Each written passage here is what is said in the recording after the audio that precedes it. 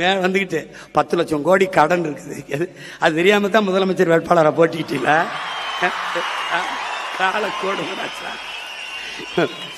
நல்ல வேலை என்னைய தோக்கடிச்சு உள்ள வரவிடாம விட்டான். உள்ள போய் இருந்த நல்வாய்ப்பா தப்பிச்சு போயிட்டு எல்லாரும். ஒரு 5-6 பேரோட உள்ள வந்திருந்தேன். மொத்த பேரும் வெளியில தான் இருக்கணும். ஏதோ மக்கள் என் மேல பாம்பத்து விட்டாங்களா இல்ல உங்க மேல பாம்பத்து போட்டாங்களா ஒன்னும் தெரியல. ஏன்னா போயிருந்துக்கு 10 லட்சம் கோடி கடன். நானே பாட்டா பாடினேன். 10 லட்சம் கோடி கடல்ல நாடு, இதுல இலவசம் வேற பெருவிக்க கேடு. தெருவா ஊர் ஊரா பேசினேன். முதலமைச்சர் ஆன பிறகுதான் அவருக்கு தெரியுது 10 லட்சம் கோடி கடன் இருக்குன்னு. ஐய அப்படியா? 10 லட்சம் கடனா? கடன் 10 லட்சம் கோடி இருக்குது. இந்த இலவசங்களை கொடுக்க முடியாது.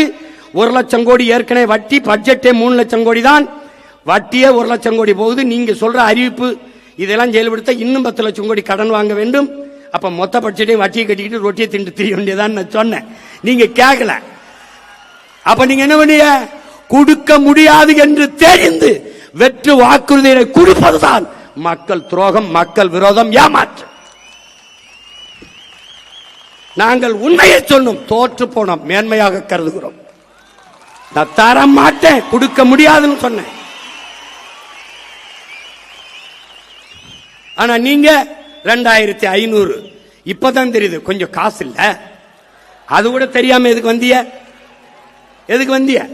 6 சிலிண்டர் எப்படி கொடுக்கறீங்க? நானும் பார்க்க தானே போறேன். எப்படி கொடுக்கறீங்க? ஒருவேளை நீங்க போரிட்டு ஈரானே கைப்பற்றினாத்தான்.